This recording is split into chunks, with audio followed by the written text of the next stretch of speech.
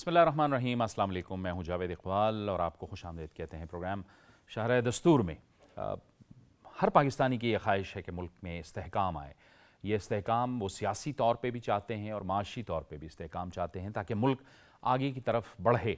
इंतखाबात हुए, इंतखाबात के नतीजे में हुकूमतें बन गई हैं और एक सूबे में पाकिस्तान तहरीक इंसाफ की हुकूमत है, लेकिन मरकज़ में वो अपोजिशन में शामिल है और अच्छी भली उसकी तादाद है, लेकिन उसके बावजूद हर दूसरे हफ्ते वो विफाक पर हमलावर हो जाती है। खैबर पख्तूनख्वा की हुकूमत एक बार फिर हमने देखा कि 24 नवंबर को विफाक पर हमलावर हुई और एक बार फिर उसी तरह से सरकारी वसाइल का इस्तेमाल किया गया। वज़ीर आला खैबर पख्तूनख्वा अली अमीन गंडापुर, जिनको हर एक लम्हे अपने सूबे में रहना चाहिए क्योंकि वहाँ पर कुर्रम के अंदर जो इस वक्त हालात हैं, ज़ाहिर है कुर्रम जो है वो खैबर पख्तूनख्वा हुकूमत का ही इलाका है और वहाँ पर सूबाई हुकूमत की अमलदारी कायम है। वज़ीर आला को बहैसियत chief executive of the province वहाँ पे हर लम्हे मौजूद होना चाहिए, वहाँ की सूरत हाल मालूम करनी चाहिए और वहाँ पर जो एक कबायली तनाज़ा चला आ रहा है उस पे बैठ के उसकी सुलह सफाई के लिए काम करना चाहिए। मरकज़ के साथ बैठ के मामलात को बेहतरी की तरफ ले जाने की कोशिश करनी चाहिए। वहाँ पे ज़ाहिर है दहशत गर्दी के वाक़यात हो रहे हैं। अफ़गानिस्तान से सरहद पार करके जो दहशत गर्द हैं, फितना ख़वारिज हैं, वो आते हैं, कार्रवाई करते हैं और उसके बाद वो वापस चले जाते हैं या फिर वो यहीं छुप जाते हैं। ये एक सूरत हाल है जिसमें सूबाई हुकूमत को एक बड़ी ज़िम्मेदारी का मुज़ाहरा करना चाहिए था, लेकिन उनकी तरफ से कोई ज़िम्मेदारी नहीं दिखाई दे रही। 24 नंबर को जो कुछ इस्लामाबाद में हुआ, बारहा हुकूमत की जानिब से कहा गया कि वो एक जगह पे बैठ के अपना एहतजाज रिकॉर्ड कराएं और जो इतलात हैं उसके मुताबिक संजानी में कहा गया, लेकिन उसके बावजूद PTI जो कि इस वक्त मुंतशिर भी है, तकसीम भी है, हर लिहाज से उनमें इख्तलाफात भी हैं, वो एक बार फिर डी चौक की तरफ बढ़े। याद रहे कि ये वो दिन थे जब बेलारूस का वफ़द और बेलारूस के सदर यहाँ पर मौजूद थे और वो पाकिस्तान के साथ दो तरफ़ा ताल्लुक़ात के हवाले से आप इंडस्ट्री को ले लें, आप टेक्निकल एजुकेशन को ले लें, उस हवाले से बातचीत जारी थी। बारहा इनको कहा गया कि मेहमान वहाँ पर मौजूद हैं, सिफारती आदाब को भी मलहूज़ ख़ातिर रखा जाए। यानी तहरीक इंसाफ इस मुल्क पर एक बार हुकूमत कर चुकी है और उस तीसरी बार वो खैबर पख्तूनख्वा हुकूमत उसकी बनी है, लेकिन एक ज़िम्मेदाराना सियासत अगर इसका तसव्वुर लिया जाए तो उन ज़िम्मेदाराना सियासत उनसे बहुत दूर है। और उसके बाद फिर जिस तरह से लाशों पे सियासत हो रही है, जिस तरह से कहा जा रहा है, वज़ीर इत्तलाआत ने भी कहा कि एक तो फेक न्यूज़ के हवाले से सोशल मीडिया पे तहरीक इंसाफ ने तूफ़ान मचाया हुआ है और दूसरा वो लाशों की सियासत भी कर रही है। वज़ीर आज़म मियाँ शहबाज शरीफ ने गुज़श्ता रोज़ ये बात कही थी, बड़ी सख्त बात कही थी। उनका कहना था कि जो कोई भी तोड़ फोड़ जलाओ घेराव में मुलव्विस है उसके ख़िलाफ़ कानून हरकत में आए, मुकदमात दर्ज किए जाएँ और उनके ख़िलाफ़ कार्रवाई होनी चाहिए। तो सियासत का क्या रुख मुतय्यन होगा पाकिस्तान में और क्या तहरीक इंसाफ अब भी मुल्क में अनारकी चाहती है? जो उसने जो कुछ किया है वो तो उसके जो इरादे हैं वो सबके सामने आ गए हैं। इन्हीं सवालात का जवाब लेने की हम कोशिश करेंगे आज के प्रोग्राम में। हमें ज्वाइन कर रहे हैं स्टूडियोज़ में सीनियर सहाफ़ी नईमुल्लाह यूसुफ़ज़ई। नईम साहब आपको खुश आमदीद कहते हैं। तज्ज़ियाकार बाबर गोरसी भी हमें ज्वाइन कर रहे हैं। बाबर साहब आपका भी शुक्रिया। और आसिया नाज तनोली हमें ज्वाइन कर रही हैं वीडियो लिंक पर मुस्लिम लीग नून से। आसिया साहिबा आपको भी खुश आमदीद और आप ही से गुफ्तगू का आगाज़ करेंगे। अब ये जो कुछ हुआ हमने देखा, आज वज़ीर दिफ़ा ने भी कहा कि तीसरी बार खैबर पख्तूनख्वा की हुकूमत इस्लामाबाद पे हमलावर हुई है, विफाक पर हमलावर हुई है। बार बार इनका यही रवैया सामने आ रहा है, क्या कहिएगा आप? जी, बिस्मिल्लाहिर्रहमानिर्रहीम। बहुत-बहुत शुक्रिया जाहिद भाई। आपने बड़े सेंसिटिव मौज़ू पे प्रोग्राम किया है और मैं समझती हूँ कि ये होना भी बहुत ज़रूरी है क्योंकि लोगों को जो है हकीकत का मालूम होना चाहिए। आज वज़ीर दिफ़ा ने भी कहा, कल PM साहब ने भी कहा, लेकिन बात ये है कि ये हालात क्यों पैदा हो रहे हैं और किस वजह से हो रहे हैं। जब मुल्क अपनी डगर पे चलना शुरू होता है, चाहे वो 2013 हो या 2024 हो, और आप देखते हैं कि उस टाइम पे ये हालात बनने शुरू हो जाते हैं, जलाओ, घिराओ, धरना, लोगों के इंतशार में बर्पा करना और इस तरह की चीज़ें सामने आ रही होती हैं। हमने भी धरने दिए, हमने भी रैलियाँ निकाली, हमने भी जल्द से जुलूस किए और बहुत सी पार्टियाँ करती हैं, ये नहीं कि नहीं होती। ज़ाहिर है एक आईनी आपका हक है कि आप करें, ज़रूर करें। लेकिन इसका मकसद ये नहीं है कि आप जलाओ-घिराव करें, आप तशद्दुद की सियासत करें, آپ لوگوں کے بچوں کو لا کے سامنے کھڑا کر دیں اور پھر انہیں کہیں کہ جی پتھراؤ کرو، پولیس والوں کو مارو، سیکیورٹی فورسز کو مارو، اور جو بھی آیا راستے میں اس کو رونتے چلے جاؤ. سی ایم کے پی کے جن کی ہم دیکھتے ہیں گے کہ مختلف اوقات میں ویڈیوز بھی جاری ہوتی رہی اور ہم نے دیکھا پریس کانفرنسز بھی ہوتی رہی، انہیں تو اپنے میں سمجھتی ہوں کہ اپنے صوبے پہ فوکس کرنا چاہیے کہ جی وہاں پہ کرم ایجنسی کا کیا سلسلہ چل رہا ہے، وہاں پہ کتنے شہید ہو چکے ہیں لوگ اور کتنی وہاں پہ حالات کس طریقے سے کس کروٹ بیٹھ رہیں گے. حکومت کے ساتھ وہ بات چیت کریں، حالات کو بہتر بنانے کی کوشش کریں. وہ اپنے آپ کو سی ایم سمجھ ہی نہیں رہے ہیں، وہ ابھی تک وہ سیاست کر رہے ہیں جو سڑکوں کی سیاست ہے. وہ سیاست کرنا چاہ رہے ہیں کہ جی جلاؤ گھراؤ کی سیاست ہو. وہ ابھی تک کنٹینر پہ کھڑے ہوئے ہیں اور کنٹینر سے ہی پکڑ کے وہ پھر بھی دوڑے لگا رہے ہیں بوتل پکڑ کے. یہ کیا چیزیں ہیں؟ وہ ذہنی ان کی سوچ بدلی نہیں ہے، وہ اپنی سوچ کے مطابق اپنا کام کر رہے ہیں. یہ سوچ سی ایم کی سوچ نہیں ہو سکتی، ایک ذمہ دار شخص کی سوچ نہیں ہو سکتی. ہم جہاں دیکھتے ہیں کہ 7 مہینوں کی جو حکومت ہے گی اس کے اندر مختلف وفود کا آنا، پاکستان کو ایک ڈگر پہ چڑھنا، پھر اس کے ساتھ ساتھ ایس سی او سمٹ بھی ہوا، وہ بھی سب نے دیکھا. پھر جس دن یہ واقعہ پیش آیا اس دن ہمارے بیلاروس کے صدر بھی یہاں موجود تھے اور معذرت کے ساتھ اس ٹائم یہ حالات پیدا کرنا اور اس ٹائم ڈی چوک کو ایک میں سمجھتی ہوں کہ وہاں پہ انتشار پھیلا کے اور خونریزی کرنے کی کوشش کرنا، لاشوں کی سیاست کر لینا اور یہی ہے کہ لوگوں کے بچوں کو آگے کر کے اور خود پیچھے سے بھاگ جانا. کیا یہ سیاست ہے گی؟ کیا یہ انتشاری ٹولہ ہے گا؟ کہ آپ چاہتے کیا ہیں؟ پاکستان کو کس جگہ پہ دیکھنا چاہتے ہیں؟ پاکستان 77 سال میں پاکستان کو ہم یہ نہیں دیکھنا چاہتے. جس وقت پاکستان تعمیر و ترقی کی راہ پہ گامزن ہوتا ہے اسی وقت آپ کے اندر انتشاری ٹولہ برپا کرنا شروع ہو جاتا ہے، آپ انتشار پھیلانا شروع ہو جاتے ہیں، آپ دھرنے کی سیاست شروع کر دیتے ہیں. میں پاکستان بند کر دوں گا، میں یہ کر دوں گا، میں وہ کر دوں گا. یہ کیا سیاست ہے کہ یہ کیا طریقہ کار ہے کہ آپ پاکستان کے نوجوانوں کو آپ کریں، بالکل سیاست کریں لیکن اپنے صوبے میں بیٹھ کے اپنے نوجوانوں کے لیے کام کریں، اپنے لوگوں کے لیے کام کریں. کتنی تکلیف ہیں کے پی کے میں، کتنی تکلیف ہیں. ایک طرف یہ سی ایم ہے اور ایک طرف سی ایم پنجاب ہیں گی. وہاں پہ آپ دیکھتے ہیں کہ بچوں کی تعلیم کے لیے آپ دیکھتے ہیں اسکالرشپس ہیں، گھروں میں دوائیاں ڈور ٹو ڈور دوائیاں دی جا رہی ہیں. آپ کی ایئر ایمبولینس کی شروعات ہو چکی ہے، وہاں پہ آپ کے انفراسٹرکچر پہ کام ہو چکا ہے، کام ہونا شروع ہو چکا ہے گا. کینسر ہاسپٹل جو ہے اس کے اوپر تعمیرات کا کام شروع ہو چکا ہے گا. کتنے کام ہیں جو گنے جا سکے. اب تو یہ ہو گیا کہ کسانوں کے لیے بھی بہت ساری سہولیات دے چکے ہیں گے، گرین ٹریکٹر کا نظام آ چکا ہے گا. آپ کیا سمجھتے ہیں کہ یہ ایسے ہی ہو گیا؟ یہ ایک ٹھیک ہے، ویژن ہے. ٹھیک ہے، گفتگو آپ کے ذرا آگے پاس کوئی بڑھاتے ہیں. ویژن نہیں میں ہے. آتا ہوں آسیہ ابھی صاحبہ آپ تک کی تو طرف کے دوبارہ پاس بھی. ویژن نہیں ہے. نعیم صاحب یہ کیا سیاست ہے؟ وہی ہر دوسرے ہفتے آپ حملہ آور ہو رہے ہیں. پھر یہ جو کچھ ہوا، ایک شخص کہہ رہا ہے کہ نہیں ہم نے یہاں بیٹھنا ہے، ایک شخص کہہ رہا ہے وہاں بیٹھنا ہے. ایک تاثر یہ ہے کہ یہ ایک حکمت عملی کے تحت یہ سارا کچھ ہو رہا تھا کہ بانی کی طرف سے یہ پروپیگیٹ کیا گیا کہ نہیں جی ہم نے تو سنگجانی کا کہا تھا، بشرا بی بی نے جو ہے وہ ڈی چوک پر جانے کی بات کی اور انہوں نے ہمیں مجبور کیا. یہ سب کچھ ایسا لگتا ہے کہ یہ ایک پری پلان طریقے سے یہ سب کچھ ہو رہا ہے. دونوں صورت ہے جاوید صاحب. ایک تو پری پلان صورتحال بھی کہہ سکتے ہیں، دوسرا وہ جو لیڈرشپ کا فقدان ہوتا ہے وہ بھی ہے. کیونکہ سیاسی بلوغت کے لیے میرے خیال میں 8-10 سال بھی کافی ہوتے ہیں کہ کوئی پارٹی بنتی ہے، وہ رجسٹر ہوتی ہے اور وہ ایک سیاسی جدوجہد شروع کرتی ہے.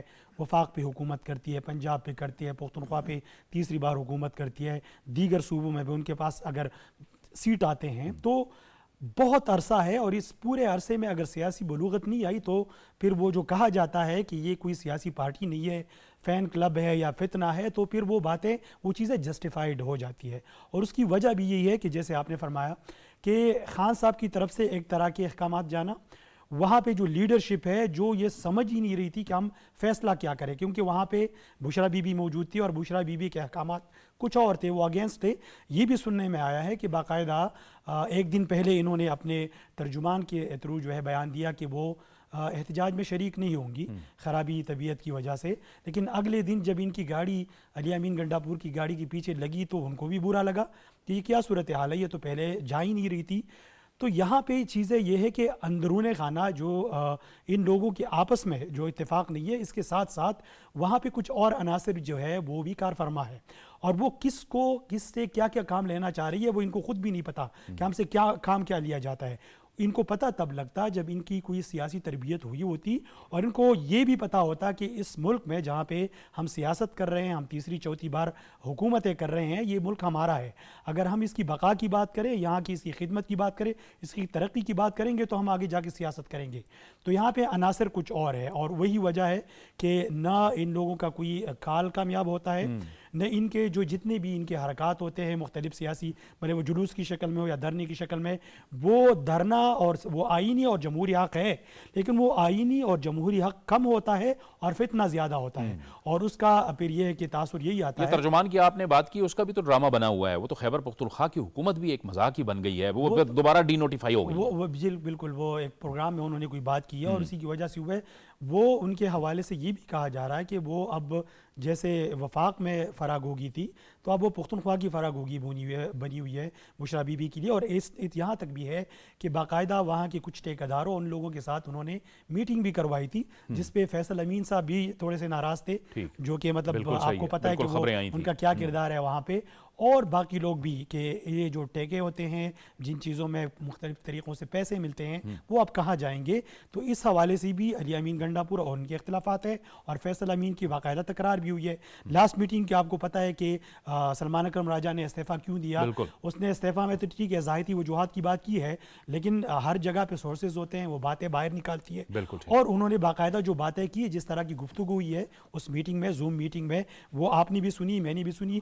ہم تو وہ اور وہ تو صاحبزادہ حامد رضا نے بھی کہہ دیا ہے، وہ تو پبلکلی کہہ دیا ہے کہ جو الفاظ استعمال کیے گئے میں وہ نہیں ہوں. یعنی یہ تو بالکل ثابت ہو گیا ہے کہ پتہ نہیں یہ پارٹی کون چلا رہا ہے. بابر گورسی صاحب، اصل بات یہ ہے کہ جاوید صاحب دیکھیں، یہ جو اس وقت ہم تحریک انصاف کی بات کر رہے ہیں، اب یہ پارٹی آہستہ آہستہ جو ہے نا اپنا ٹوٹ پھوٹ کا شکار ہو رہی ہے، اور اس کی واضح مثال آپ کے سامنے ہے. اس کا پارٹی کا وجود صرف اور صرف یہ ہے کہ جو بانی تحریک کے ساتھ تھا، جب تک وہ ہیں یہ پارٹی ہے. ادروائز تو بہت سی پولیٹیکل پارٹیز ایسی ہیں پاکستان میں کہ جن کے وہ فاؤنڈرز نہیں رہے، لیکن آج بھی وہ پولیٹیکل جماعتیں جو ہیں وہ کام کر رہی ہیں. پیپلز پارٹی کی آپ کے سامنے مثال ہے، ANP ہے، اور بھی بہت سی جماعتیں ہیں جو جنہوں نے بنائی تھی، آج وہ کام کر رہی ہیں اور اچھا کنٹریبیوٹ بھی کر رہی ہیں.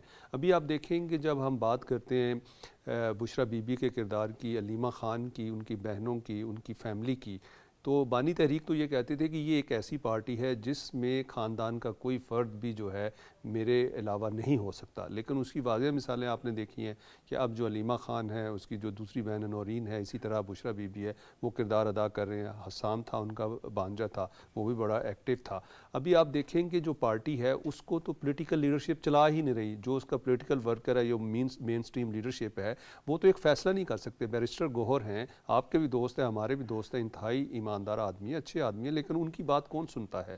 آپ اس کے علاوہ وہ دوسرے جو لوگ ہیں ان کے اندر، سلمان اکرم راجہ جنہوں نے اگر استعفیٰ دے دیا، انہوں نے کہا ہے کہ میں پروپیگنڈا نہیں کر سکتا. سیدھا سادہ آدمی تھا، پتہ نہیں کہاں ٹریپ ہو گئے اور جا کے پتہ نہیں MNA بننے کے چکر میں کہاں جا کے وہ جو ہے وہ ادھر چلا گیا. یہ تو ایک اچھا وکیل ہے اور بہت عمدہ قسم کا انسان بھی ہے. لیکن بات یہ ہے کہ اب جب ہم بات کرتے ہیں ان کی کہ یہ جو جتنے بھی لوگ ہیں آپ دیکھیں تحریک میں، آپ اس وقت دیکھ لیں کہ ان کا کوئی ایجنڈا نہیں ہے. ایجنڈا ان کا صرف اور صرف یہ ہے کہ کس طریقے کے ساتھ ہم نے پروپیگنڈا کرنا ہے، کس طریقے کے ساتھ ملک کو جو ہے وہ انتشار میں، جو انتشار ٹولہ ہے اس کو آگے لے کر جانا ہے، انتشار کو پھیلانا ہے. اور اس کے ساتھ ساتھ اگر آپ دیکھیں تو اس وقت جو پاکستان کی اکانومی ہے، جس طرح آپ خود بات کرتے ہیں کہ پاکستان کی اکانومی بہتر ہو رہی ہے، جو اسٹاک ایکسچینج ہے وہ 100 انڈیکس سے اوپر جا چکی ہے. تو ابھی آپ دیکھیں گے یہ چاہ رہے ہیں کہ کسی طریقے کے ساتھ دوبارہ ڈی ریل کر دیا جائے اس ملک کو، جو کہ ترقی کی طرف گامزن ہے. ابھی آپ دیکھیں گے جو یہ دھرنا ہوا، کتنا یہاں پہ ریسورسز سب سے زیادہ ہمیں جو کہتے ہوئے اربوں روپے جو ہیں آپ نے ضائع کرائے ہیں. یہ اربوں روپے ان غریب لوگوں کے اوپر لگنے تھے، کسی کی ہیلتھ پہ لگنے تھے، کسی کی، یہ جو وہی لوگ ہیں جن کی ہیلتھ پہ لگنے تھے.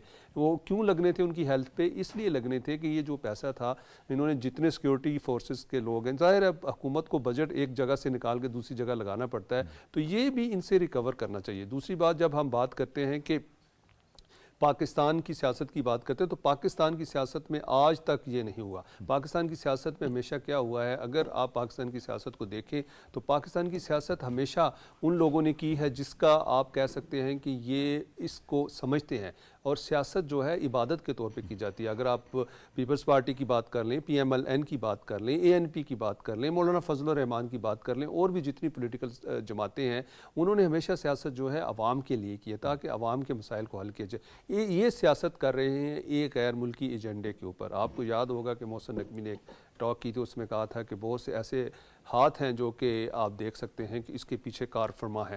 ابھی آپ دیکھیں کہ اس وقت جتنی بھی کانسپریسیز کی جا رہی ہیں انٹرنیشنلی بھی, آپ نے دیکھا ہے کہ جو بیلاروس کے پریزیڈنٹ تھے وہ جہاں پہ آئے, انہوں نے کہا کہ پاکستان کے خلاف ایک جان بوجھ کر سازش کی جا رہی ہے, اور اس میں بہت سے لوگ جو ہیں ہمارے اس سازش کا جو انٹرنیشنل سازش ہو رہی ہے اس میں پاکستان کی بہت سی جو فورسز ہیں وہ اس کا حصہ بن رہی ہے. اور ایک فورس تو یہ آپ کے سامنے ہے جو پاکستان کو کمزور کرنا چاہتی ہے. اگر پاکستان کمزور ہوگا تو پاکستان کے ادارے کمزور ہوں گے, ادارے کمزور ہوں گے تو عوام کمزور ہوں گے, عوام کمزور ہوں گے تو اس کے بعد آپ دیکھیں گے کہ جس طرح ہمارے سپہ سالار کہتے ہیں کہ آپ اگر آزادی کی بات کرتے ہیں تو آپ پوچھیں سیریا سے, آپ پوچھیں لیبنان سے, آپ پوچھیں فلسطین والوں سے, وہ مثالیں دیتے ہیں. یہ بالکل درست کہہ رہے ہیں. اور یعنی آپ انسان حیران رہ جاتا ہے کہ پہلے آئے یہ 400-500 لوگ گرفتار ہو گئے, اب آئے, اب مزید ہزاروں گرفتار ہوئے ہیں. آسیہ صاحبہ کون ان کا پوچھے گا؟ پھر بعد میں یہ پارٹی کہتی ہے کہ یہ تو شرپسند تھے, یہ تو ہمارے لوگ ہی نہیں تھے. اور ظاہر ہے ان کو بارہا یہ کہا گیا تھا کہ آپ حکومت کی ریٹ کو چیلنج نہ کریں, آپ ڈی چوک کی جانب نہ آئیں, اس طرف نہ آئیں. آپ اگر آپ دعویٰ کرتے ہیں کہ پرامن سیاسی جماعت ہیں تو پھر اپنا احتجاج پرامن کریں, لیکن کیا ہے کہ ان کی گارنٹی کون دے گا؟ یہ تو ان کا جو ٹریک ریکارڈ ہے اس میں تو 9 مئی ہے, اب 24 نومبر بھی آ گیا ہے, اس کے بعد بھی اس دوران بھی یہ بار بار اسلام آباد آتے رہے. آسیہ صاحبہ جی, ان کی گارنٹی کوئی بھی نہیں دے سکتا. جی, ان کی گارنٹی یہ اپنے آپ خود ہی دے سکتے ہیں. نہ ان کے پاس کوئی گارنٹی ہے, نہ ان کے پاس کوئی کام کرنے کے لیے, اور نہ یہ کچھ کر سکتے ہیں. اب 9 مئی کے واقعات سے لے کے 24 نومبر تک کے جو حالات ہوئے ہیں وہ ساری دنیا نے دیکھے ہیں. پوری دنیا کا میڈیا آپ کو دکھا رہا ہے, پوری دنیا کے لوگ آپ کو دیکھ رہے ہیں. پاکستان میں, پاکستان سے باہر آپ نے جو پاکستان کی عوام کے ساتھ کیا ہے اس کا ازالہ کون کرے گا؟ آپ لنڈن میں دیکھ لیجئے کہ وہاں پہ جو لوگ رہ رہے ہیں, فرانس میں جو لوگ رہ رہے ہیں, US میں جو لوگ رہ رہے ہیں, وہ کس طریقے سے ہائپر ہوئے ہیں. انہیں یہ نہیں پتا کہ پاکستان کو کھڑا کرنے کے لیے کن مشکل حالات سے گزرنا پڑ رہا ہے, اور کس طریقے سے اس پاکستان کو دوبارہ سے کھڑا کرنا ہے, اور کس طریقے سے اس میں کام کرنا ہے. یہ جو پیسہ اتنا زیادہ ضائع ہوا ہے اس 24 نومبر کے حوالے سے, اس پیسے کی ریکوری کون کرے گا؟ اور یہ جو کام ہوا ہے, یہ آپ دیکھ لیجئے, روڈ بند, سڑکیں بند, کاروبار بند, اسکول بند, بچوں کی تعلیمی حالات خراب, ایگزامز بچوں کے ہو رہے ہیں, ان کا تعلیمی سال خراب ہونا. کون جواب دے ہے اس کا؟ ان کا جواب کون دے گا؟ آپ گارنٹی کی بات کرتے ہیں, ان کی گارنٹی کوئی بھی نہیں دے سکتے, یہ خود بھی نہیں دے سکتے. یہ اپنے سزاوار خود ہیں, یہ اپنے لیے خود سزا تجویز کریں. اور جن لوگوں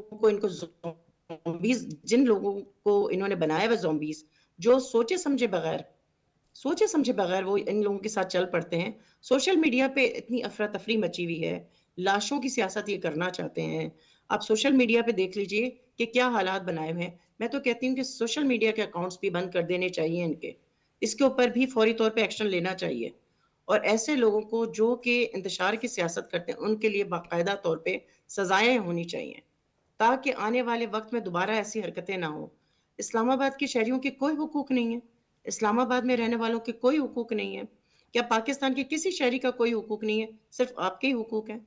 آپ کو آئین اس بات کی اجازت نہیں دیتا. آپ ایک سیاسی پارٹی ہیں, سیاسی پارٹی بن کے کام کریں. آپ کے پاس حکومت آئی, آپ نے اس حکومت میں کیا کام کیا 3.5 سال؟ اس ٹائم پہ آپ نے چور کی رٹ لگا کے آپ نے اس کا ایک ڈرامہ بنایا. اس سے پہلے آپ نے بلوں کو جلایا. اس کے بعد آپ نے کیا کیا؟ اس کے بعد آپ نے کیا دکھایا کہ میں نے پاکستان میں کیا کیا؟ PIA کا ستیہ ناش کر دیا, PIA کو کس حالات پہ پہنچایا. آج PIA دوبارہ کھڑی ہو رہی ہے, یورپی ممالک میں دوبارہ اس کی پروازیں شروع ہو رہی ہیں. یہ ساری چیزیں ہمیں سوچنی پڑیں گی, اور آج نہیں سوچیں گے تو کب سوچیں گے؟ ہمیں اس کے بارے میں کام کرنا ہے, ہمیں اس کے بارے میں سوچنا ہے, اور اس کے لیے کوئی نہ کوئی ایسا لائحہ عمل اختیار کرنا ہوگا کہ جو ہم آنے والے وقت میں اپنے ملک کو بچا سکیں ایسے شرپسندوں سے, ایسی سوچوں سے, ایسے لوگوں سے, تاکہ ہمارا ملک, ہماری آنے والی نسلیں بچ کے اور سنبھال کے اپنے پاکستان کے لیے نہیں. مولوی یوسف زئی صاحب, ابھی تو آپ یہاں سے بھاگ کے گئے ہیں, پھر اس کے بعد آپ کی گرفتاریاں ہوئیں، ہزاروں لوگ گرفتار ہو گئے ہیں. اب جا کے وہاں پہ گزشتہ روز پھر ان کی پارلیمانی پارٹی میں کہا کہ جی اب ہم پھر جائیں گے احتجاج کرنے کے لیے، ہمارا تو دھرنا جاری ہے. اور اب آج کی اطلاعات آ رہی ہیں کہ شاید 7 دسمبر کا انہوں نے اعلان کر دیا ہے، 7 دسمبر کے بارے میں کہہ رہے ہیں. یہ کیا رویہ ہے؟ یہ اس بار تو خیر وہ یہ جو فائنل کال پہ آئے تھے، فائنل کال کے بعد تو کوئی اور کال نہیں بن سکتی. اور جیسے کہ طاہر صاحب نے بھی کہا، کچھ اور لوگوں نے بھی کہا کہ مس کال ثابت ہوئی.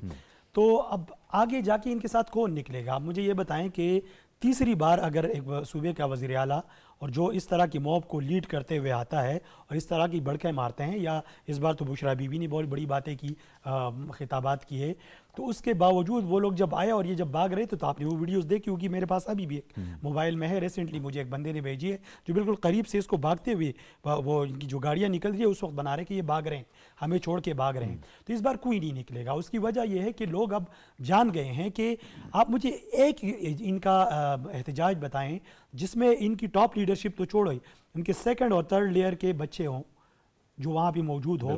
یہ باقی اس طرح کے بے گناہ لوگوں کو لے آتے ہیں اور جیسے آپ نے فرمایا کہ پھر ان کو ڈسون بھی کر دیتے ہیں، جیسے 9 مئی میں بھی کیا، ابھی بھی کریں گے کہ یہ ہمارے بندے نہیں تھے، یہ انہوں نے باقاعدہ جو ہے نا انسٹال کیے تھے اور ان سے یہ کروایا تھا کہ ہم بدنام ہوں. اب آپ دیکھیں نا، کوئی رکن اسمبلی، کوئی سینیٹر، کوئی گرفتار نہیں ہے. جو ان کے ارکان ہیں وہ گرفتار نہیں ہے. کون گرفتار؟ شوکت یوسفزئی صاحب کتنے بڑے ان کے پرانے لیڈر ہیں اور پرانے ساتھی ہیں ان کے بیانات دیکھے، اور یہ نہیں کہ ایک بار انہوں نے بیان دیا، وہ پیدر پہ بیانات دے رہے ہیں کہ ٹاپ لیڈرشپ کہاں تھی، وہ کہاں تھے، کہاں بھاگ گئے تھے، کہاں چھپ گئے تھے، وہ کیوں سامنے نہیں آئے. پارٹی کے اندر اس کی تحقیقات بھی ہونی چاہیے. اور دوسری بات یہ کہ اگر گورنمنٹ کی طرف سے باقاعدہ مشاورت کی اور مذاکرات کی بات ہو رہی تھی تو اس پہ ہمیں اعتماد میں کیوں نہیں لیا گیا، وہ ہم سے کیوں نہیں کروائی گئی. تو یہ ساری چیزیں اب سوشل میڈیا کو یہ استعمال تو کرتے ہیں. اب بدقسمتی ہے کاؤنٹر نیریٹو کے لیے ان کے لیول پہ آنا پڑے گا. وہ میرے خیال میں کوئی پارٹی نہیں آنا چاہے گی، کوئی اور گروپ نہیں آنا چاہے گا، ورنہ کاؤنٹر نیریٹو آپ سوشل میڈیا پہ بنا سکتے ہیں. لیکن ابھی کی اگر یہ کال کی بات کرتے ہیں تو ابھی میرے خیال میں مجھے نہیں لگتا کہ ان کے ساتھ کوئی نکلے. ہاں ایک چیز ہے کہ جیسے انہوں نے بھی کہا کہ جب تک آپ اس طرح کے احتجاج کو، یا اس احتجاج تو نہیں کہیں گے، اس طرح کی توڑ پوڑ والی سیاست کی جب تک آپ اس کا راستہ نہیں روکیں گے، میں نے پچھلے پروگرام میں بھی کہا تھا کہ جب تک آپ کا معذرت خواہانہ اپروچ ہوگا تو اس طرح کی چیزیں ہوتی رہیں گی. ہاں اس بار جو ہوا ان کو منع کیا گیا، نہیں منع ہوئے تو ان پہ باقاعدہ ان پہ مطلب ایک حکومت کی ریٹ جو ہے وہ چلانے کے لیے، اسٹیبلش کرنے کے لیے ایک ایکشن لینا پڑا. بالکل ابھی ٹاسک فورس بھی بنایا گیا ہے. یہ بھی ہے کہ انٹیریئر منسٹری نے باقاعدہ اسلام آباد سے کون فیسیلیٹیٹر تھے، بھلے وہ فون کے ذریعے ہو یا کسی اور طریقے سے، ان لوگوں کا ڈیٹا بھی اکٹھا کیا جا رہا ہے. اگر اس طریقے سے یہ ساری چیزیں واقعی ہو تو میرے خیال میں پھر کسی کی بھی ضرورت نہیں ہوگی کہ وہ غیر قانونی اور غیر آئینی طریقے سے وہ اسلام آباد پہ بابر گورسی صاحب جب پولیس کو پکڑ کر یہ اس کو مارتے ہیں اور وہ ویڈیو سوشل میڈیا پہ ڈالتے ہیں تو اس کے ساتھ لکھتے ہیں جنون، اور جب پولیس ان کو پکڑتی ہے اور پکڑ کے لے جا رہی ہوتی ہے تو پھر اس میں کہتے ہیں کہ یہ ظلم ہے، ہم مظلوم بن رہے ہیں. Social media, what's app groups کے اندر ہم نے ان کے دیکھا ہوا ہے کہ جھوٹی خبریں آتی ہیں اور سیکنڈز میں وہ واٹس ایپ گروپس کے اندر شیئر ہو جاتی ہیں، اور وہ ایجنڈا ظاہر ہے امریکہ سے چلایا جا رہا ہے. وہاں پہ ان کے جو ہینڈلرز ہیں سوشل میڈیا والے، وہ لوگ بیٹھ کے وہ سب کچھ کر رہے ہیں. کوئی عقل نہیں ہے کہ یہ ملک ہمارا بھی ہے. یہ ملک جو ہے اگر حکومت کسی اور کی ہے تو ہم تو مرکز میں اپوزیشن میں ہیں بڑی تعداد کے اندر، اور صوبے کے اندر ہماری اپنی حکومت ہے خیبر پختونخوا. اچھا جاوید صاحب، یہ جو آپ نے سوشل میڈیا کی بات کی ہے نا، سوشل میڈیا کا مقصد ان کا چلانے کا یہ ہے کہ ہم نے زیادہ سے زیادہ ارن کیسے کرنا ہے. لیکن جو جب پولیٹیکل جماعت کی بات کی جاتی ہے تو پولیٹیکل جماعت یہ جو آپ نے کہا ہے کہ وہاں سے بیٹھ کے اس لیے کر رہے ہیں کہ وہاں ایک تو ان کو فنڈنگ ہوتی ہے، پورے کے پورے لوگ جتنے بھی ہیں وہ فنڈ دیتے ہیں، اور دوسرا یہ ہے کہ فنڈ وہ جو ہے نا وہ ایسے لوگ بھی ہیں جو پاکستان مخالف قوتیں ہیں وہاں پہ، وہ جا کے ان کو فنڈ دیتی ہیں، اور ان کے جو تانے بانے ہیں یہ آپ انڈیا سے بھی ملتے ہیں، افغانستان سے بھی ملتے ہیں، اور بھی دشمن ممالک ہیں ان کے ساتھ ملتے ہیں. ابھی بات کی ہے کہ جی ان کو کیسے کاؤنٹر کیا جائے اور یہ کیوں کرتے ہیں. کرنے کی وجہ یہ ہے کہ ابھی آپ دیکھیں کہ جو انٹرنیشنل ایجنڈا ہے جس طرح ہم بات کر رہے ہیں کہ وہ یہ ہے کہ پاکستان کو کسی طرح جو ہے وہ آپس میں لڑا دیا جائے پولیٹیکل فورسز کو اور تمام اداروں کو، تاکہ وہ الجھے رہیں، وہ ترقی کی طرف گامزن نہ ہوں. اور ایک ایسا موقع ہے کیونکہ ہم اٹامک پاور ہیں تو ان کو سب سے زیادہ جو چیز ہمیں بری لگتی ہے وہ لگتی ہے کہ ہم ایٹمی قوت کیوں ہیں اور دنیا کی پہلی جو ہے اسلامی ایٹمی قوت کیوں ہے. تو اس لیے یہ ان کو اچھا نہیں لگتا, کیونکہ پاور جہاں پہ بھی ہے جو دنیا کو چلاتی ہے, پاور جتنی انٹرنیشنل اسٹیبلشمنٹ ہے, انہوں نے اپنے جو گروپس بنائے ہوتے ہیں. جس طرح کہ آپ نے دیکھا ہے کہ یہ اس وقت جو گروپس ہیں وہ پاکستان کو سپورٹ نہیں کر رہے. دوسری آپ نے بات کہا, جب ہم پولیس کے اوپر تشدد کی بات کرتے ہیں, سیکیورٹی فورسز کے اوپر تشدد کی بات کرتے ہیں, تو آپ دیکھتے ہیں کہ یہ سمجھتے ہیں کہ ہم نے پولیس والے کو, رینجرز والے کو, ایف سی والے کو اگر ہم نے اس کے اوپر حملہ کر دیا اور اگر آگے سے اس نے جواب نہیں دیا, اس کے پاس زیادہ فورس ہے, اس کے پاس تمام چیزیں ہیں, لیکن چونکہ وہ لا ابائڈنگ سٹیزن ہے اس کا پاکستان کا, وہ نہیں چاہتا کہ میری طرف سے کوئی ری ایکشن آئے, تو پھر یہ جنون لکھتے ہیں. لیکن جب یہ سمجھتے ہیں کہ اب رٹ قائم کرنی ہے حکومت نے, ہم نے پچھلے پروگرام نے کہا تھا کہ اس دفعہ حکومت نے تہیہ کر لیا, اور خاص کر اسٹیٹ نے تہیہ کر لیا ہے کہ اس دفعہ جو ہیں ان کو ہم یہاں بیٹھنے نہیں دیں گے. آپ نے دیکھا کہ پہلی دفعہ پاکستان کی تاریخ میں ایسا ہوا کہ پورے کا پورا یہ جو پرتشدد مظاہرین تھے, جس میں بہت سے ان کی لیڈرشپ بھی تھی, اس کے ساتھ ساتھ ورکر بھی تھے, کرائے کے لوگ بھی تھے, انہوں نے کیا کیا, آگے دعویٰ بولا. اور آپ نے دیکھا کہ ہماری سیکیورٹی فورسز نے, تو وزیر دفاع نے بھی آج کہا ہے کہ کرائے کے لوگ آئے ہوئے ہیں, کرائے کے لوگ, احتجاج کرنے کے جی لیے ہاں, پیسے دیے گئے, تو فورسز نے ان کو بگا دیا. اگر بات یہ کہ جینون ورکرز ہوتے تو فورس ان کے ساتھ بالکل اسی طرح عمل کرتی جس طرح سے پہلے ہوا ہے. پرامن احتجاج تو ہر ایک کا آئینی اور قانونی حق ہے, لیکن اگر وہ پرامن ہو. وقت ختم ہو رہا ہے, بریک کی طرف ہمیں جانا ہے. بہت شکریہ بابر گورسی صاحب آپ کا, نعیم اللہ یوسف زئی صاحب آپ کا, آسیہ تنولی صاحبہ آپ کا بھی بہت بہت شکریہ. ایک بریک کی طرف ہم نے جانا ہے. معاملات جو ہیں وہ بہتری کی جانب جا رہے ہیں. پی آئی اے کو یورپ کے اندر پروازوں کی اجازت مل گئی ہے, اور یہ سب کچھ جو کیا دھرا ہے, یہ تحریک انصاف کی حکومت کے غلام سرور خان جو سابقہ وزیر ہوا بازی تھے, ان کا ایک بہت کمزور اور احمقانہ بیان سامنے آیا تھا. اب یہ بہتری کی طرف جا رہی ہے. ملک سٹاک ایکسچینج اس وقت 1 لاکھ کراس کر چکا ہے, ریکارڈ بنا رہا ہے, معیشت درست سمت میں جا رہی ہے. اس پر ہم بات کریں گے ایک بریک کے بعد.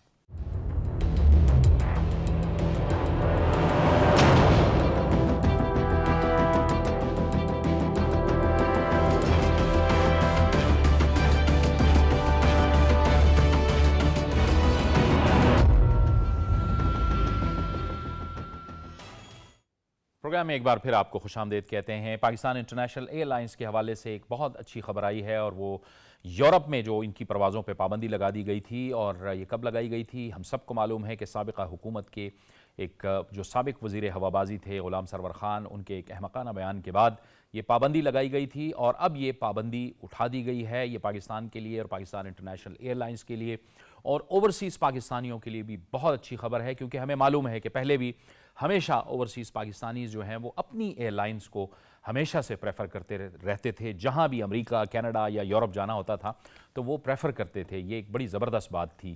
اس وقت ہمیں جوائن کر رہے ہیں پی آئی اے کے ترجمان جناب عبداللہ حفیظ خان. عبداللہ صاحب بہت شکریہ. ایک تو آپ کو مبارک ہو, پورے پاکستان کو بھی مبارک ہو, اور پی آئی اے میں جو بھی سفر کرتا ہے ان کے لیے ایک بہت اچھی خبر ہے, آپ سب کے لیے اور ہم سب کے لیے.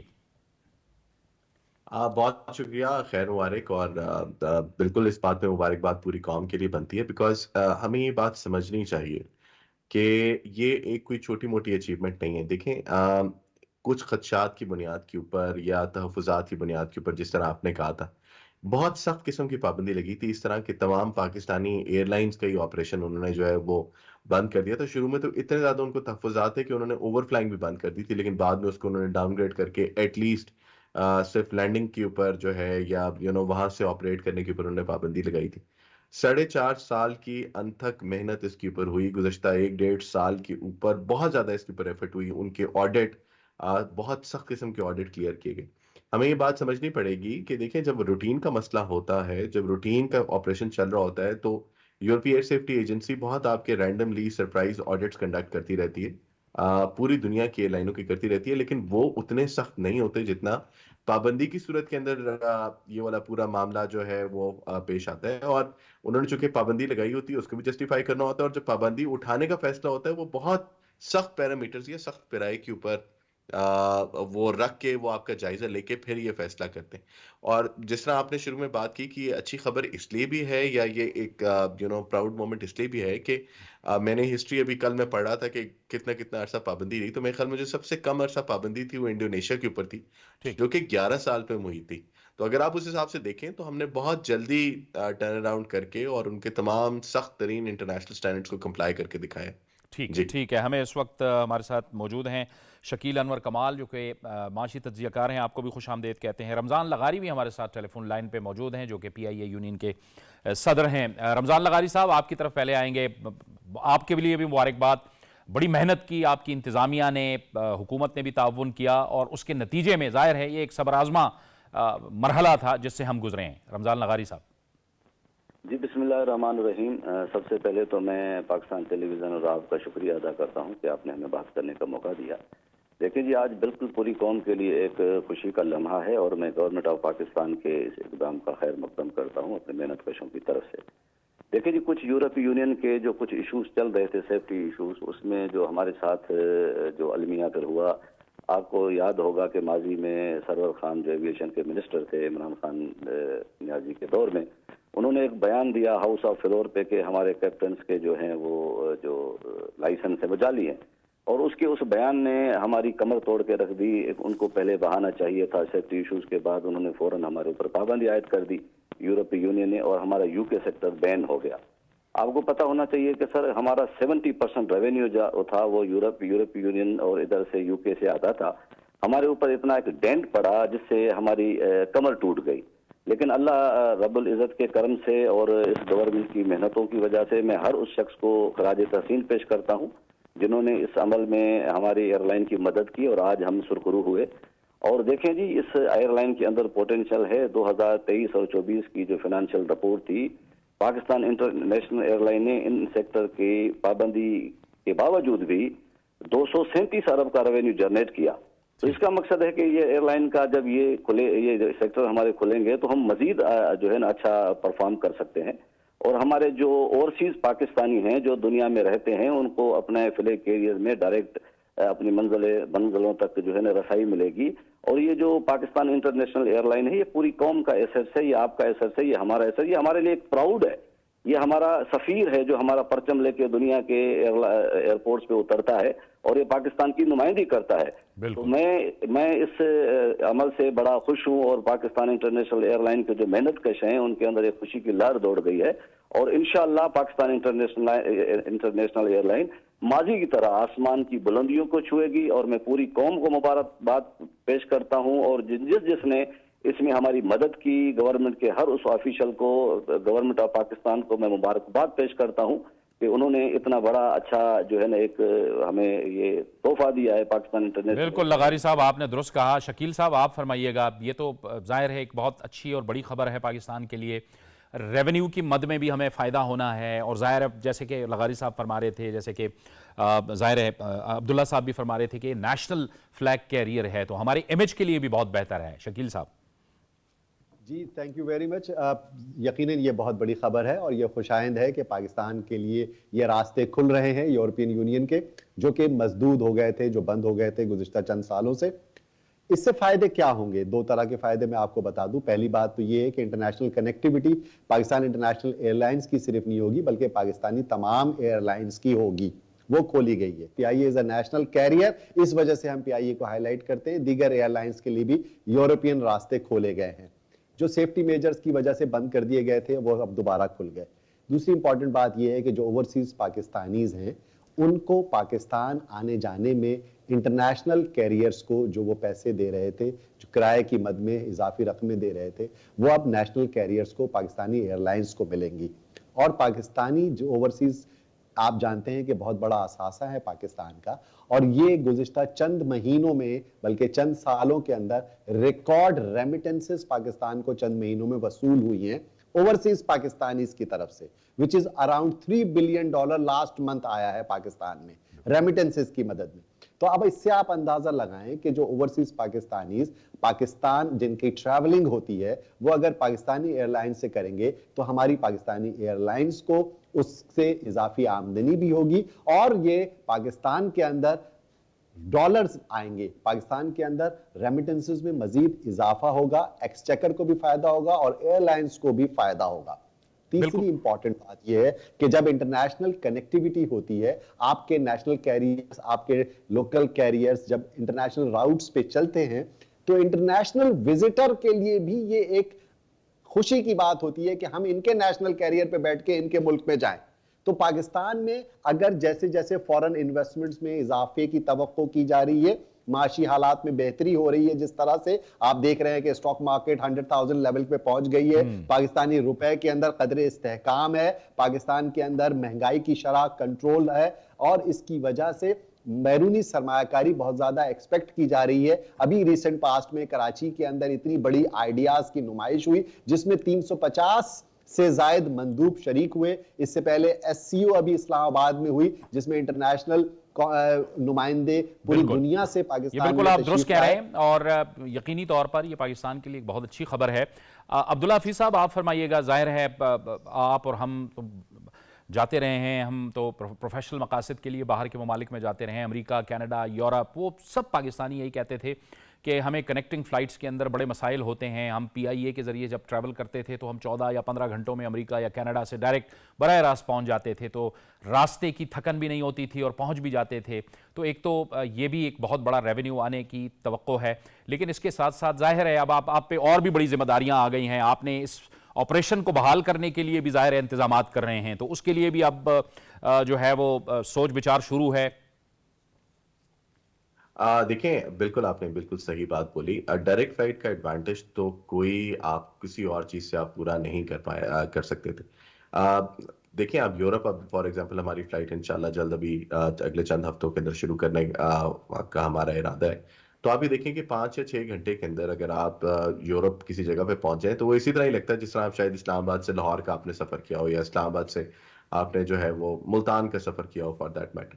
تو لوگوں کو لانگ ہال فلائٹ کا فرق ہی نہیں پڑتا, وہ پتہ ہی نہیں چلتا. اور دوسری بات یہ ہے کہ دیکھیں, خاص طور پہ جو پی آئی کے اوپر جو سب سے زیادہ ہمارا لائل کسٹمر ہے, جو بزرگان ہیں, جو فیملی کنیکٹنگ فیملیز ہے, جو لوگ اپنے بیوی بچوں کو کمفرٹیبلی پی آئی کے جہاز کے اوپر بٹھا دیتے کہ کسی قسم کی ان کو خواری نہیں ہوگی, رستے میں کسی قسم کا ان کو تکلیف یا تردد نہیں ہوگی, کوئی زحمت نہیں ان کو اٹھانی پڑے گی, کرو ان کی بات سمجھے گا, کرو ان کو اپنے گھر والوں کی طرح ٹریٹ کرے گا. تو یہ تمام ایڈوانٹیج تو ڈیفینیٹلی ہیں. اچھا, دوسرا ایڈوانٹیج جو بہت زیادہ لوگ شاید انڈر اسٹیمیٹ کرتے ہیں وہ یہ ہوتا ہے کہ جہاں پہ بھی نیشنل فلیگ کیریئر یا اسپیسیفکلی جہاں پہ بھی پی آئی اے جاتی ہے تو وہاں پہ فیئرز جو ہیں وہ بہت کنٹرول رہتے ہیں. میں مثال آپ کس طرح دیتا ہوں کہ جب ہم امریکہ جایا کرتے تھے تو $900 کا ریٹرن فیئر آتا تھا ایوریج, یعنی اس سے کم بھی ہوتا تھا, اس سے زیادہ بھی ہوتا, لیکن ایوریج فیئر $900 ہوتا تھا. ابھی آپ نے جس طرح امریکہ کی بات کی, آپ خود امیجن کریں, آپ پوچھیں اپنے ان دوستوں سے یا اگر عزیز اگر آپ کے باہر رہتے ہیں کہ $2700-2800 کا منیمم ٹکٹ ہے جو کہ وہ لے کے آتے ہیں, تو فیئر بہت زیادہ اوپر چلے گئے. جب پی آئی اے کسی روٹ کے اوپر آتی ہے تو فیئر کا بہت بڑا ایڈوانٹیج ہوتا ہے. جو آپ کے سوال کا دوسرا حصہ تھا, آبویسلی محنت کرنی پڑے گی. ہمارا ایک بہت بڑا آپریشن تھا جو کہ بدقسمتی سے ختم ہوا تھا 1 جولائی 2020 کو. ہماری 23 فلائٹیں ہوتی تھیں یو کے کی, ہماری جو تھیں وہ 6 فلائٹیں تھیں یورپ کی ویکلی. اب آہستہ آہستہ گریجولی آپ کو دوبارہ ان فلائٹوں کو شروع کرنا ہے, آپ کو اپنے آپریشن کو بڑھانا ہے. اب کچھ فارمیلٹیز ہیں جو کہ آپ کو مکمل کرنی پڑیں گی, چونکہ آپ کو پتہ ہے ابھی صرف پرمیشن ہمیں گزشتہ روز ملی ہے. اب آگے آپ کو ایئرپورٹ کے اوپر سلاٹس لینے پڑیں گے, ایئرپورٹ کے اوپر آپ کو اپنا اسکیجول فائل کرنا پڑے گا, اس کے بعد آپ کو فلائٹ ماؤنٹ کرنی ہے, اس کی مارکیٹنگ کرنی ہے. تو شاید چند ہفتے لگ جائیں پہلی فلائٹ جانے میں جو کہ یورپ جائے گی.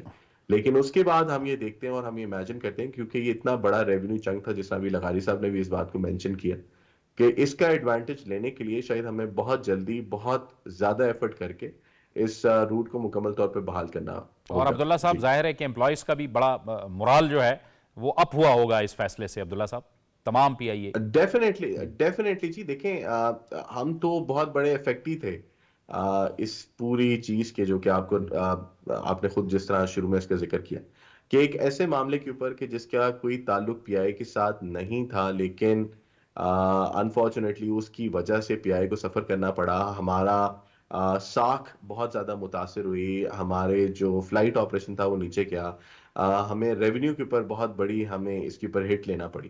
اور آبویسلی ان تمام چیزوں سے امپلائی morale کا ڈائریکٹلی تعلق ہوتا ہے, بیکاز پی آئی کے امپلائیز زیادہ عرصہ اپنی زندگی کا پی آئی کے ساتھ لگاتے ہیں, تو وہ بہت زیادہ ڈیڈیکیٹڈ اور ڈیووٹڈ ہوتے ہیں کمپنی کے ساتھ, اور وہ کمپنی کی عزت کو اپنی پرسنل عزت کنسیڈر کرتے ہیں. تو گزشتہ روز سے میں جس سے بھی بات کر رہا ہوں, مبارکبادیں آ رہی ہیں, morale بہت زیادہ الحمدللہ اوپر ہے, اور اس morale کو انشاءاللہ اب ہم نے یوز کرنا ہے. اور کچھ اب काम करने का जो है वो सख्त काम करने का वक्त आ गया। जी बिल्कुल ठीक है। लगारी साहब, मुराल आप पे, आप लोगों का, तमाम एम्प्लॉयज़ का, तमाम, ये ज़ाहिर है अच्छी खबर है ना? जी बिल्कुल, अल्हम्दुलिल्लाह। देखिए, ये बहुत अच्छी खबर है हमारे एम्प्लॉइज़ के लिए। हम पहले भी मेहनत करते थे, इंशाल्लाह डबल मेहनत करेंगे। लेकिन मेरे भाई, जिस तरह अभी अब्दुल्ला भाई ने कहा कि जी हमें एक लॉस हुआ, देखिए इस मुल्क के अंदर मैं गवर्नमेंट ऑफ पाकिस्तान से ये गुजारिश करता हूँ आपके इस प्लेटफार्म से कि उन बंदों का एहतसाब किया जाए। अब सरवर खान को इस कटहरे में बुलाया जाए, $बिलियन ऑफ डॉलर्स इस मुल्क के जो है ना, हमारी साख, हमारी इकोनॉमी, हमारी एयरलाइन को इतना लॉस हुआ, तो बस वो एक बयान दे के वो निकल के चला गया, आज वो घूम फिर रहा है। इनका एहतसाब कौन करेगा? इस तरह इदारों को अगर आप अपने बयानों से एक जिम्मेदार पोजीशन पे होते हुए अगर उन पे इस तरह डेंट डालेंगे, तो फिर तो कोई बाज नहीं आएगा। इस मुल्क में एक एहतसाब का अमल होना चाहिए, उस साहब को बुलाया जाए, ठीक है। गवर्नमेंट ऑफ पाकिस्तान उसको बुलाए कि भाई आप बताएं कि आपके पास क्या ये आपने लगारी साहब बड़ी ज़बरदस्त बात की है कि एहतसाब होना चाहिए कि क्यों उन्होंने इतना गैर जिम्मेदाराना बयान दिया था। शकील साहब, आप बताइए, मुल्क जो है इस वक्त इकोनॉमिकली एक डायरेक्शन में तो है ना, और इसमें यानी ज़ाहिर है माशी इस्तेहकाम के लिए सियासी इस्तेहकाम भी ज़रूरी है और सबको अपनी जिम्मेदारी का एहसास करना होगा। शकील साहब। एब्सोल्युटली राइट जी, बिल्कुल। Political stability is the key factor.